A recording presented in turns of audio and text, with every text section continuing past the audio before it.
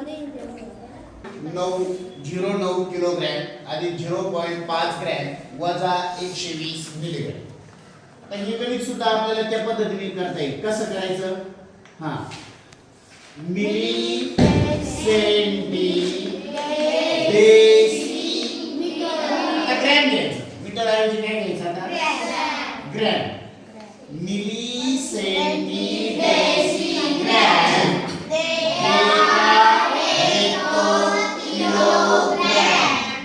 हे ध्यानात ठेवायचं. आता काय करूया आपण? आता बघा,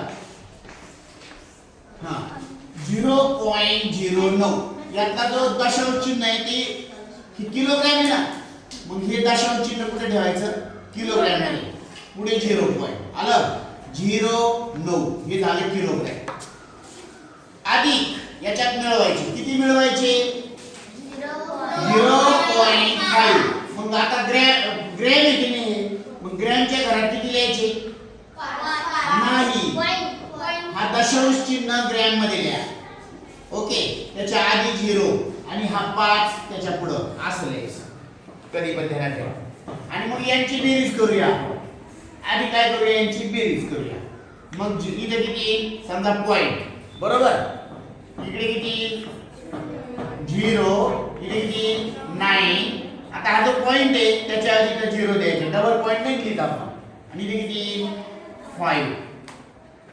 म्हणजे किती आलं? 0.0905 असं करायचं. आणि मग आता इथे वजा करायची. किती वजा करायचे? 120 मिलीग्रॅम. म्हणजे कशी लिहिणार बरं या तक्त्यात? हा एकच स्थानचा 0 आहे, तो कोणत्या घरात आला पाहिजे? मिलीग्रॅम मध्ये 0, इथे 2 आणि इथे 1. आता बघा, यांची आपण वजाबाकी करू बरं का. आता ही वजाबाकी कशी होती बघा. इथपर्यंत आलं. आता आपण हा पॉइंट खाली इथे पॉइंट दिला समजा द्यायचा. इथे 0 0 0 असं होईल. पुढे वर काहीच नाही म्हणजे 0. इथपर्यंत समजलं का? आता वजाबाकी करूया. 0 शी 0.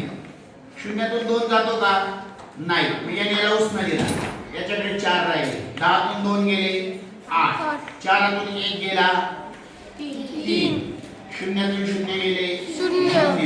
89 9. इथं 0 पॉइंट. आता हे जर त्याचं उत्तर आलं मिलीग्रॅम मध्ये. आता आपल्याला त्यांनी याचं उत्तर त्यांना कशामध्ये अपेक्षित आहे? तर त्यांना हे उत्तर अपेक्षित आहे ग्रॅम मध्ये. किती ग्रॅम होईल बरं हे?